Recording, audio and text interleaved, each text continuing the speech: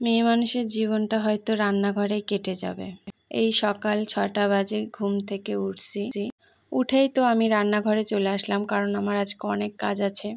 একে তো শুক্রবার, তার উপরে আবার বাড়ি যাব, এর জন্য আমার বেশি কাজের চাপ পড়ে গেছে। এখানে যতগুলো আইটেম দেখছেন সবগুলো রান্না করে ফ্রিজে রেখে যেতে হবে, কারণ সেই অফিস যাওয়ার আগে বের করে গরম করে খেয়ে যাবে।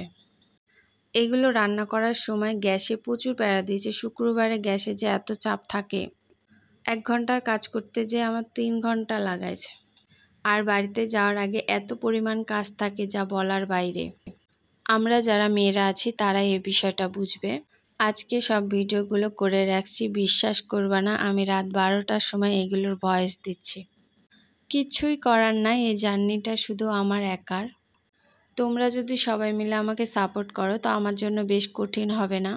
যাই হোক, আমার প্রত্যেকটা রান্না কিন্তু আজকে অনেক মজা হয়েছে, দেখতেও অনেক লোভনীয় লাগছে।